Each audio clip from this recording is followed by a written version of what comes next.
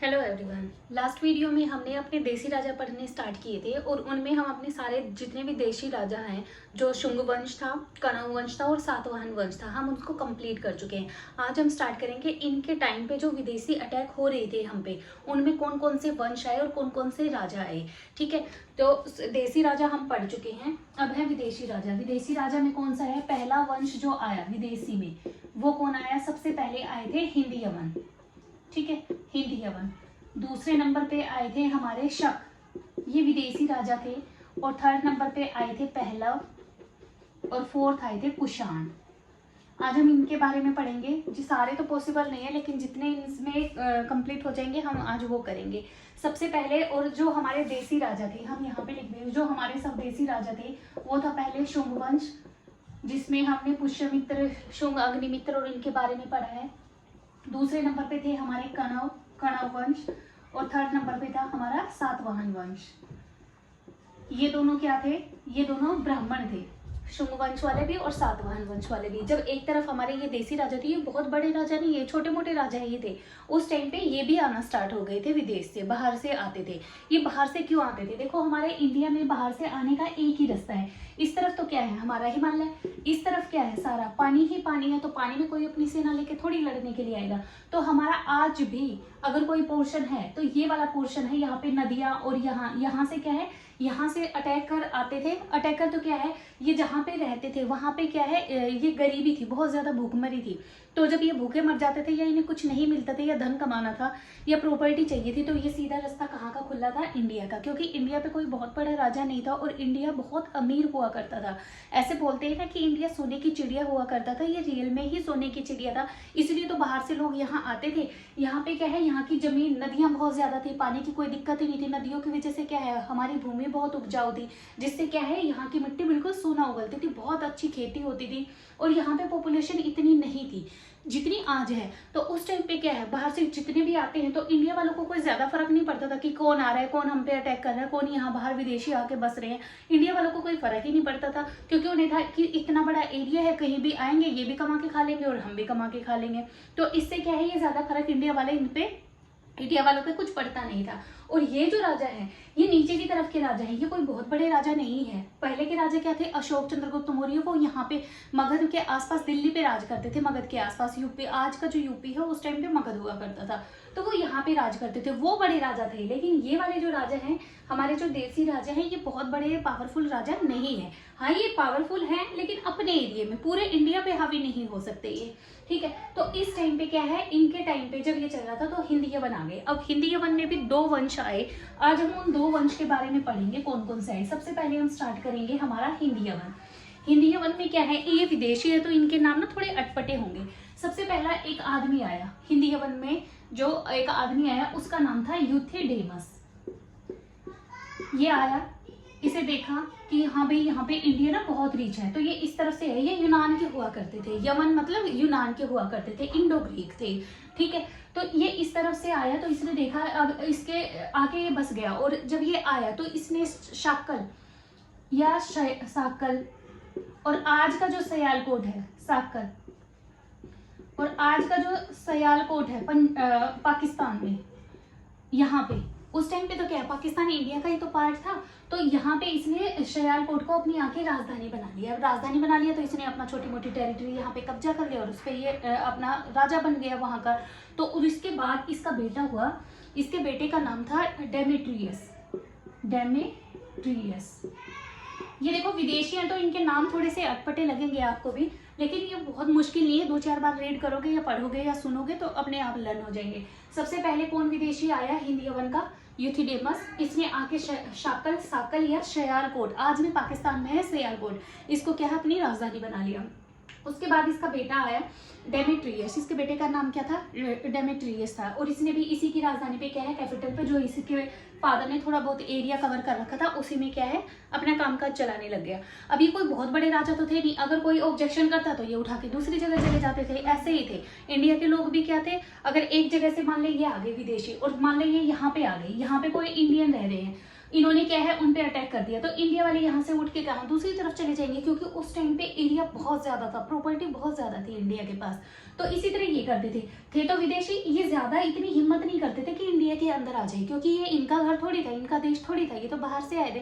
तो इसलिए ये डरते भी थे कहीं ज़्यादा अंदर चले जाएंगे तो हम पे कोई दूसरा राजा अटैक ना कर दे, तो ये थोड़े बहुत डरते भी थे। तो इन्होंने जितना एरिया पंजाब का इसके फादर ने लिया था उतने पे ही राज किसने कर लिया, डेमेट्रियस ने कर लिया। उसके बाद इन्हीं के खानदान में ऐसे चलते चलते काफी टाइम बीत गया। एक राजा आया मिनांडर, 3rd नंबर का राजा कौन बना इनके पीढ़ी दर पीढ़ी जब ये चलते गए तो मिनांडर नाम का एक राजा आया, एक लड़का हुआ। और ये मिनांडर जो था ये थोड़ा पावरफुल था और इसने ना अटैक करना शुरू कर दिया। जो इंडिया के राजा थे उन पे के साथ लड़ाई झगड़ा करना शुरू कर दिया। इसने भी सोचा कि मैं इंडिया के राजाओं के साथ लड़ के, ज़्यादा पावरफुल तो है नहीं, तो मैं क्या करता हूँ अपनी थोड़ी प्रॉपर्टी बढ़ा लेता हूँ। तो मिनांडर के और इंडियन राजा के बीच में लड़ाई होने लग गई। जब ये लड़ाई शुरू हुई तो एक नागसेन नाम का बौद्ध भिक्षु था। नागसेन ये कौन था, बौद्ध भिक्षु, ठीक है, बौद्ध भिक्षु। अब महात्मा बुद्ध तो मर चुके हैं इस टाइम तक, लेकिन क्या है बौद्ध भिक्षु जिनको अपनी शिक्षाएं देके गए थे, ऐसे विहार थे उनमें क्या शिक्षाएं ग्रहण करते थे बौद्ध भिक्षु और उनके ज्ञान को क्या है आगे बढ़ाते थे। तो मिनांडर की मुलाकात किससे होती है, नागसेन से होती है। नागसेन मिनांडर को बोलता है कि तुम्हें ना ऐसे लड़ाई नहीं करनी चाहिए, लड़ाई करना अच्छी बात नहीं होती है। तो मिनांडर ने बोला कि भाई मैं ऐसे क्यों ना करूं, ये तो राजधर्म होता है ना कि एक राजा दूसरे पे अटैक करके ही अपनी प्रॉपर्टी बढ़ा सकता है, तो मैं क्यों ना बढ़ाऊं। तो इसने नागसेन ने इसके सारे क्वेश्चनों के आंसर दिए। इन दोनों के बीच में फिर क्या है क्वेश्चन आंसर की फॉर्म में मिनांडर क्वेश्चन पूछता गया और नागसेन ने इसके आंसर देता गया कि लड़ाई क्यों नहीं करनी चाहिए, मानवता का ही पाठ क्यों पढ़ना चाहिए, हमेशा लड़ाई झगड़े से क्या नुकसान होते हैं और प्यार से रहने से क्या फायदे होते हैं। ये सारे क्वेश्चन मिनांडर ने किससे पूछे, नागसेन से। और नागसेन एक बौद्ध भिक्षु था और इसने बहुत अच्छी तरीके से इसके इतने सेटिस्फैक्टरी आंसर दिए जिससे क्या है मिनांडर बहुत खुश हो गया। और बहुत खुश होने के बाद इसने क्या है इसने बोला नागसेन को कि ठीक है आज के बाद मैं कोई लड़ाई नहीं करूंगा और मैं भी बौद्ध धर्म का फॉलोवर बनूंगा। तो मिनांडर भी क्या है एक विदेशी था, लेकिन इसने क्या किया अपना सब कुछ लड़ाई झगड़ा त्याग करके कि मैं आज के बाद किसी पे भी अटैक नहीं करूंगा और ये क्या बन गया बौद्ध भिक्षु। इसने भी बौद्ध धर्म का अनुयायी बन गया, इसने भी बौद्ध धर्म को अपना लिया। अब ये बात हमें कहाँ से मिली मिनांडर और नागसेन की वजह, जब ये बात हो रही थी तो क्वेश्चन आंसर की फॉर्म में, तो नागसेन क्या है बौद्ध भिक्षु था तो इसने एक बुक लिखी। इस बुक का नाम था मिलिंद पन्हो। ये बुक लिखी और इस बुक में सारी वो बातें लिखी जो इन दोनों के बीच में हुई है। हमें ये जब बुक मिली तो हमने पढ़ा और ये जाना कि मिनांडर एक ऐसे ऐसे राजा था और नागसेन से उसकी बात हुई थी। इस बुक में क्वेश्चन आंसर की फॉर्म में मिलिंद पन्हो में क्वेश्चन आंसर की फॉर्म में ये सारी बातें लिखी हुई हैं जो आज हमें पता है, और पता है तो इसलिए हम आज इसको पढ़ रहे हैं। उसके बाद ये जो बुक है ये पाली भाषा में थी। कौन सी लैंग्वेज में है ये, पाली भाषा में। देखो जो महात्मा बुद्ध हुए थे उनकी लैंग्वेज, उनके टाइम पे लैंग्वेज थी पाली, और जो महावीर स्वामी हुए थे उनके टाइम पे लैंग्वेज थी प्राकृत भाषा थी, ठीक है। तो ये मिलिंद पन्हो किसे है, क्योंकि ये बौद्ध भिक्षु है, इनको तो कौन सी लैंग्वेज आती है, पाली लैंग्वेज आती है। तो इन्होंने ये बुक किस लैंग्वेज में लिख रखी है, पाली भाषा में लिख रखी है ये। इसके बाद एक राजा और आया स्ट्रेटो सेकंड, स्ट्रेटो कभी फर्स्ट भी रहा होगा, स्ट्रेटो सेकंड, ठीक है। ये राजा आया इन्हीं के वंश में, इन्हीं के खानदान में, हिंदी यवन में। मिनांडर के बाद राजा हुआ स्ट्रेटो सेकंड। इसके टाइम पे एक ही बात इंपॉर्टेंट है, इसके टाइम पे कांच के सिक्के चले, कांच के सिक्के, ये जो शीशा होता है ना, शीशे के सिक्के। कल मैंने आपको बताया था सीसा के सिक्के, सीसा, ठीक है। ये किसने चलाए थे, ये सातवाहन वंश था ना जो हमारे इंडियन राजा थे, सीसा के सिक्के उन्होंने चलाए थे। लेकिन कांच और शीशे के सिक्के किसने चलाए थे, स्ट्रेटो सेकंड ने चलाए थे। और स्ट्रेटो सेकंड कौन था, जो हिंदी यवन के जो ये आदमी थे इनके खानदान में ही एक आगे जाके आदमी हुआ था स्ट्रेटो सेकंड। क्लियर हो गया। सबसे पहले कौन आया था विदेशी हिंदी यवन का, यूथिडेमस। उसके बाद आया था डेमेट्रियस। उसके बाद आया था मिनांडर। मिनांडर की बात हुई नागसेन से, ये एक बौद्ध भिक्षु था और इसकी वजह से क्या है मिनांडर ने बौद्ध धर्म को अपना लिया था। फिर एक बुक मिली जिसमें क्वेश्चन आंसर की फॉर्म में पाली भाषा में ये बुक है, मिलिंद पन्हो, स्ट्रेटो सेकंड के टाइम में कांच के सिक्के चले। ये था इनका एक वंश के बच्चे चल रहे हैं ये सारे। इसी के साथ इनके साथ ही कुछ टाइम के बाद एक और वंश आया, इन्हीं के बाहर से ही आया था, विदेशी हिंद यमन ही का ही खानदान बोला जाता है उनको। उसमें था जो दूसरा वंश आया था, उसके जो राजा हुआ सबसे पहले जिसने आके अपना वंश स्टार्ट किया उसका नाम था यूकेटाइडिस।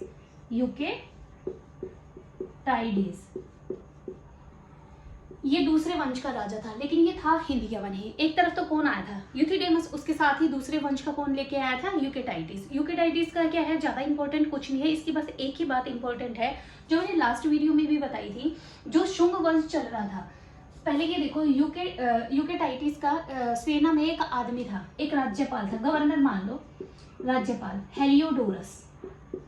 हेलियोडोरस इसने क्या किया था, इसने इस टाइम पे जब ये आया, उस टाइम पे इंडिया पे राज चल रहा था किसका, शुंग वंश का। शुंग वंश का 9th राजा चल रहा था। शुंग वंश के कितने राजा हुए हैं, मैंने लास्ट वीडियो में बताया था 10 राजा हुए हैं, उनमें 9th राजा था भागभद्र। कल की वीडियो में याद करो, जब मैंने शुंग वंश पढ़ाया था तो मैंने बताया था भागभद्र के टाइम पे एक विदेशी आया, उसका नाम हेलियोडोरस था, और उसने आके क्या कहा कि मैं आपकी, इसकी राजधानी क्या थी, विदिशा, बेसनगर, MP में, मध्य प्रदेश में, कि जी मैं आपके यहाँ पे क्या लगा दूं, एक गरुड़ स्तंभ लगवा दूं। तो इससे परमिशन ली थी हमारे देसी राजा से, किसने, हेलियोडोरस ने। ये बात मैंने जब शुंग वंश पढ़ाया था, कण्व वंश पढ़ाया था, उसमें बताई थी। तो इसने क्या है, गरुड़ स्तंभ लगवा दिया ऐसे, यहाँ पे क्या है, गरुड़ स्तंभ है, और यहाँ पे पशु पक्षी, गरुड़ की क्या बनी हुई है, पिक्चर बनी हुई है। और गरुड़ किसका प्रतीक है, विष्णु भगवान का वाहन है ना, विष्णु भगवान का। तो इसका मतलब क्या है, विष्णु भगवान किसके हैं, हिंदू धर्म में माने जाते हैं। तो विष्णु धर्म के बारे में, क्योंकि ये हिंदू धर्म के लोग थे, इसलिए क्या है, इसने गरुड़ स्तंभ लगवाया, किसने, विदेशी ने, हेलियोडोरस ने, भागभद्र के टाइम पे। इसके बारे में यही बात इंपॉर्टेंट है। और इस गरुड़ स्तंभ में यहाँ पे लिखा हुआ है, और लिखे हुए में विष्णु के लिए भागवत वर्ड यूज किया गया है। भागवत, विष्णु के लिए कौन सा वर्ड यूज किया गया है, भागवत। और भागवत कथा आज भी होती है हमारे, वो कहाँ मिली है हमें, गरुड़ स्तंभ पे पहली बार विष्णु का नाम क्या है, भागवत लिखा हुआ है, इसलिए आज भी घरों में क्या है, भागवत कथा करवाई जाती है। ये था हमारा हिंदी यवन। हिंदी यवन के बाद क्या है, ये खत्म हो गया। और जब ये हेलियोडोरस ये आया था ना, इसने अपनी राजधानी कौन सी बनाई थी, देखो, इससे पहले जो यूथिडेमस था, उसने तो अपनी राजधानी किसको बनाया था, शाकल श्यालकोट में। इसने अपनी राजधानी किसको बनाया था, तक्षशिला को बनाया था। जब ये आया, दोनों एक जगह तो नहीं राज करेंगे ना, अलग अलग जगह ही आके बसेंगे। तो वो बसा था पंजाब के श्यालकोट में, और ये कहाँ बस गया था, तक्षशिला में। उसके बाद इनके बारे में बस यही चीज इंपॉर्टेंट है। उसके बाद आए शक। हिंदी यवन हमारा कंप्लीट हो गया है। उसके बाद हम क्या करेंगे, शक पढ़ेंगे। शक सेकंड नंबर के विदेशी, ये क्यों आए इंडिया में। देखो, ये जो इंडिया है, ये कहीं पे अपना, जहाँ के भी ये थे, यूनान के जहाँ पे भी बसे हुए थे, वहां पे एक कबीला हुआ था। ये जो शक हैं, ये बर्बर जाति के थे, बहुत ही कट्टर जाति के थे। ये आदमी को बिल्कुल जिंदा जला देते थे, इस टाइप के थे। तो इन पे जहाँ ये रहते थे, जहाँ जिस देश में ये रहते थे, वहां पे एक कबीला था, यूची कबीला। यूची कबीला, ये भी क्या थे, ये भी बहुत कट्टर थे। इन यूची कबीले वालों ने क्या किया, जहां पे शक रह रहे थे, इन पे अटैक कर दिया। तो ये डर के वहां से भागे। तो इन्हें भागते भागते रास्ता कहाँ का दिखता था सबको, इंडिया का। तो ये इंडिया में आ गए, और इंडिया में मैंने बताया था आने का रास्ता कौन सा था, यहाँ अफगानिस्तान की तरफ से ही ये आते थे। तो ये जो शक वहां से भागे, तो ये 5 हिस्सों में डिवाइड हो गए इंडिया में आके। फर्स्ट हिस्से, कुछ शक कहाँ पे रह गए, अफगानिस्तान में रह गए। मैं इनके 5 लिख देती हूँ। जो ये शक वहां से भागे, जब यूची कबीले ने इन पे अटैक किया, तो ये 5 पोर्शन में डिवाइड हो गए। एक, कुछ ये अफगानिस्तान में रह गए, अफगानिस्तान में। और दूसरा, अफगानिस्तान की तो हम बात नहीं करेंगे क्योंकि ये इंडिया का पार्ट आज भी नहीं है, तो उस टाइम पे भी नहीं था, तो हम अफगानिस्तान का छोड़ के चलेंगे। दूसरी, उत्तरी क्षेत्र और पश्चिमी क्षेत्र, ये 3 हिस्सों में आके डिवाइड हो गए। और ये भी क्या है, उत्तरी क्षेत्र में क्या क्या आता है, मथुरा और तक्षशिला। मथुरा और तक्षशिला, ये वहां पे आके बस गए। कुछ जो शक थे वो अफगानिस्तान में बस गए, कुछ उससे आगे बढ़े तो मथुरा और तक्षशिला में आके बस गए। मथुरा और तक्षशिला वालों को क्या बोला गया, उत्तरी क्षेत्र बोला गया। उसके बाद जो ये पश्चिमी क्षेत्र वाले थे, ये कहाँ बस गए आके, ये मालवा और नासिक में बस गए। मालवा और नासिक में आके बस गए। जो अफगानिस्तान के बारे में हमें कोई मतलब ही नहीं है पढ़ने का। उत्तरी क्षेत्र के बारे में, इनके बारे में हमें कोई जानकारी नहीं मिलती कहीं से भी, इनके बारे में हमें नहीं पता। इनका ये पता है कि ये आए थे, लेकिन इनके साथ क्या हुआ, कब ये इंडिया से वापस गए या इंडिया में रह के, इनके बारे में हमें कोई नॉलेज नहीं मिलती। हिस्ट्री में हमें मिलती है पश्चिमी क्षेत्र मालवा और नासिक के बारे में। नासिक तो क्या है, आज भी महाराष्ट्र में है, तो ये तो वहीं बस गए। लेकिन जो मालवा के आगे बसे, मालवा में उस टाइम पे जब ये आए शक, मालवा में राज चल रहा था राजा विक्रमादित्य का। अब विक्रमादित्य 14 हुए हैं हमारी हिस्ट्री में। अब ये कौन सा वाला था, ये भी हमें कोई कंफर्मेशन नहीं है कि ये कौन से नंबर का विक्रमादित्य था। विक्रमादित्य ढेर हुए हैं, टोटल 14 राजा है विक्रमादित्य हिस्ट्री में। तो इस राजा विक्रमादित्य ने इन मालवा को क्या है, मार मार के यहाँ से भगा दिया। तो ये यहाँ से उठ के चले गए। जब ये गए उस टाइम पे, इस टाइम पे कौन सा सन आ चुका है, देखो हम सन बहुत टाइम से पढ़ते आ रहे हैं। इस टाइम क्या चल रहा है, 57 BC, यानी 0 आने वाला है। हम पढ़ते हैं ना, 0 से पहले, ईसा मसीह के बर्थ से पहले BC, और उसके बाद वाला टाइम AD हम पढ़ते हैं। अभी हम AD में चल रहे हैं, तो 57 BC तक हम पहुंच चुके हैं। इतने दिनों से जो मैं आपको हिस्ट्री करवा रही हूँ वो चलती जा रही है। 57 BC में विक्रमादित्य ने किनको मार दिया, मालवा को मार मार के यहाँ से भगा दिया। और ये भगाया, जब इनको भगाया तो एक संवत चला। संवत क्या होता है, जैसे हम अपना न्यू ईयर मनाते हैं इंडियन कैलेंडर के अकॉर्डिंग, और ये ना संवत उन राजाओं ने चलाए हुए हैं। तो सबसे पहला जो संवत चला था वो कब चला था, 57 BC में। किसने चलाया था, विक्रमादित्य ने। और उसको क्या बोला जाता है, विक्रम संवत, क्योंकि इसने क्या है, मालवा को मार मार के भगाया था। तो इसका मतलब क्या है, मालवा को जो मार के भगाया था इसे मालव संवत भी कहा जाता है, मालव संवत, और इसको कृत संवत भी बोलते हैं। तो मेन तो क्या है, विक्रम संवत चला कब से, 57 BC से, क्योंकि राजा विक्रमादित्य ने मालवा को मार मार के भगा दिया था यहाँ से। उसके बाद ये मालवा उस टाइम तो यहाँ से चले गए, लेकिन कुछ टाइम के बाद ये वापस आए। ये मालवा जो है कुछ सालों के बाद ये वापस आए, और इनमें एक राजा पावरफुल, बहुत पावरफुल राजा हुआ, राजा रुद्रदामन। इन मालवा में एक राजा हुआ रुद्रदामन, ये बहुत पावरफुल था।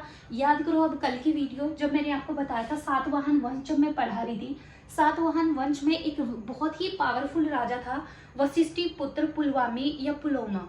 इसको किसने हरा था, इसकी लड़ाई हुई थी वशिष्ठ, सातवाहन वंश का एक राजा था पावरफुल, इसकी लड़ाई किससे हुई थी, रुद्रदामन के साथ हुई थी। और इसमें रुद्रदामन जीता था, और जो हमारा राजा था वो हारा था, जो ब्राह्मण थे ये हार गए थे। तो जब ये रुद्रदामन जीता, ये बहुत पावरफुल था, तो इसने एक अभिलेख लिखवाया। अभिलेख क्या होता है, मैं कई बार बता चुकी, पत्थर पे लिखवाना। अभिलेख लिखवाया जूनागढ़ का अभिलेख, जूनागढ़ अभिलेख या गिरनार अभिलेख, इसे ही बोलते हैं गिरनार अभिलेख।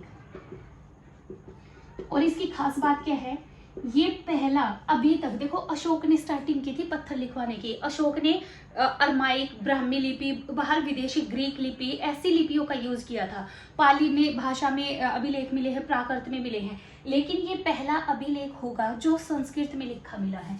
ये फर्स्ट अभिलेख है अभी तक हमारी हिस्ट्री में जो संस्कृत का अभिलेख है।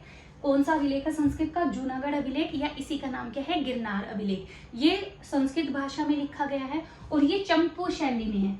अब ये चंपू शैली क्या होती है, चंपू शैली होती है, देखो या तो हम गद्य पढ़ते हैं, गद्य या पद। गद्य होते हैं ना, गद्यांश पेपर में आते हैं, हिंदी में पढ़ते हैं हम गद्यांश, और पद भी क्या होती है, जो कविता की फॉर्म में लिखा होता है। तो ये जो जूनागढ़ अभिलेख लिखा हुआ है जो संस्कृत में है, ये गद्य में भी है और ये पद में भी है। कोई भी ऐसी चीज जो गद्यांश में भी हो और पद्यांश में भी हो तो उसको क्या बोलते हैं, उसको चंपू शैली बोलते हैं। तो ये चंपू शैली में है। और इसी जूनागढ़ अभिलेख में एक सुदर्शन झील हुई है, उसके बारे में भी हमें जानकारी मिलती है। सुदर्शन झील, इस जूनागढ़ अभिलेख पे क्या लिखा है, सुदर्शन झील के बारे में लिखा है। और ये किसने लिखवाया है, ये रुद्रदामन ने लिखवाया है। सुदर्शन झील के पीछे ना 4 राजाओं का हाथ है। देखो सुदर्शन झील के पीछे याद रखना, सबसे पहले ये झील बनवाई थी चंद्रगुप्त मौर्य ने। चंद्रगुप्त मौर्य कौन था, इंडिया का पहला राजा, पूरे इंडिया का पहला राजा कौन था, चंद्रगुप्त मौर्य। तो चंद्रगुप्त मौर्य जब था, राज कर रहा था, तो किसानों के लिए पानी की किल्लत ना हो इसलिए उसने क्या बनवाई थी, झील बनवाई थी। इस झील का नाम क्या था, सुदर्शन झील। तो ये किसने बनवाई थी, ये चंद्रगुप्त मौर्य ने बनवाई थी। इसके बाद चंद्रगुप्त मौर्य का बेटा बिंदुसार था और उसका बेटा क्या था, अशोक, यानी चंद्रगुप्त का पोता अशोक हुआ जब राजा। तो ये इस झील के ऊपर, सुदर्शन झील के ऊपर इसने बांध बनवा दिया था, बांध बनवाया। फिर जब ये रुद्रदामन राजा हुआ, रुद्रदामन, इसने क्या किया, जब ये अब देखो अशोक को मरे हुए कई साल हो गए, अशोक मर चुका है, तो अशोक मर चुका है बहुत टाइम पहले, ये जो बांध बनवाया था उसकी बनाई हुई चीजें भी तो खराब होंगी ना। तो जो ये बांध बनवाया था, रुद्रदामन जब राजा था मालवा का, तो इसने सोचा कि भाई ये बांध जो है बिल्कुल इस झील पे बिल्कुल खराब हो गया है, तो इसने इस बांध को दोबारा से ठीक करवाया था। बांध को किसने ठीक करवाया था? बांध को ठीक करवाया था किसने? रुद्रदामन ने। और उसके बाद हिस्ट्री में अब एक राजा और आएगा, जब हम अभी गुप्त काल पढ़ेंगे, इनके बाद जब ये खत्म हो जाएंगे कुषाण, कुषाण के बाद चलेगा गुप्त काल। गुप्त काल में एक राजा होगा स्कंदगुप्त, वो क्या है, इसका जीर्णोद्धार करवाएगा। जीर्णोद्धार, जीर्णोद्धार क्या होता है? कोई चीज बिल्कुल टूट चुकी है उसको तोड़ के, सारी को बिल्कुल पुरानी हो चुकी है उसको तोड़ के दोबारा से अच्छा बनाना। जैसे एग्जांपल लो, जैसे आपके फादर ने घर बना रखा है या आपके दादा ने घर बना रखा है, उसमें एक दो कमरे और बना लेना, ये क्या है कि भाई थोड़ा सा और बढ़ा लिया, लेकिन उस घर को पूरी तरह से तोड़ के और दोबारा नए डिजाइन से बनवाना, वो क्या होता है? जीर्णोद्धार। तो स्कंदगुप्त ने क्या किया, जो ये झील इतने टाइम से इतने राजाओं के बीच में चलती आ रही थी, इतने सालों से, बहुत बिल्कुल खराब हो चुकी थी, इसको तोड़ के और दोबारा से इसका, इस झील का क्या है, जीर्णोद्धार करवा दिया। तो सुदर्शन झील के पीछे 4 राजाओं का हाथ है। बनाई किसने थी? चंद्रगुप्त मौर्य ने। अशोक ने क्या है, बांध बनवाया था, उस बांध को दोबारा से किसने ठीक करवाया? रुद्रदामन ने। और इन सबको तोड़ के दोबारा से किसने बनवा दिया? स्कंदगुप्त ने। अब इसके बाद क्या है, स्कंदगुप्त जो गुप्त काल आएगा, ये इंडिया के बेस्ट राजा होंगे। अभी तक चंद्रगुप्त मौर्य के टाइम में भी बहुत अच्छा था इंडिया, अशोक के टाइम में भी बहुत अच्छा था, लेकिन अब जो बिल्कुल स्वर्ण काल आएगा, सोने का युग जिसे बोलते हैं, वो किसे बोलते हैं? गुप्त काल जो आएगा। गुप्त काल कब आएगा? जब कुषाण आएंगे, कुषाणों के बाद। कुषाण का सेनापति होगा, कुषाण के सेनापति को मार के, कुषाणों को मार के, इनके वंशज को खत्म करके कौन आएंगे? गुप्त आएंगे। गुप्त काल हम नेक्स्ट वीडियो में पढ़ेंगे। अभी हमारा जो है हिंदी यमन कंप्लीट हो गया और शक कंप्लीट हो गया है। पहलो, शकों के बाद कौन आए? पहलो। पहलो के बारे में कुछ भी हमें जानकारी नहीं मिलती, ये बिल्कुल भी इनके बारे में हिस्ट्री कुछ नहीं बताती, बस इनका नाम आता है।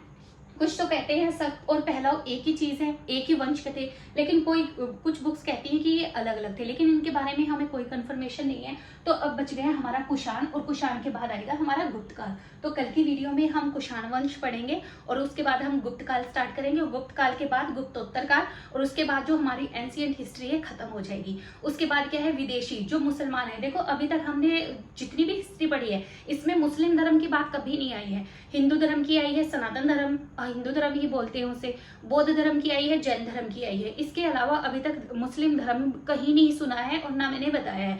अब जब गुप्त काल और गुप्त के जो वंशज होंगे वो धीरे धीरे कमजोर पड़ेंगे, तो बाहर से अब मुगल नहीं, मुस्लिम आना स्टार्ट हो जाएंगे, और आगे फिर जो होगा वो मेडिएवल हिस्ट्री हमारी चलेगी। जब बाहर से विदेशी आएंगे ना, इस्लाम धर्म को मानने वाले जो मुसलमान आएंगे, फिर हमारी मेडिएवल हिस्ट्री चली जाएगी, एंशिएंट हिस्ट्री हमारी गुप्त काल के बाद खत्म हो जाएगी। तो आई होप आपको यहाँ तक ये क्लियर हो गया होगा। नेक्स्ट वीडियो में हम कुषाण वंश पढ़ेंगे। I hope you like the video. Thank you very much.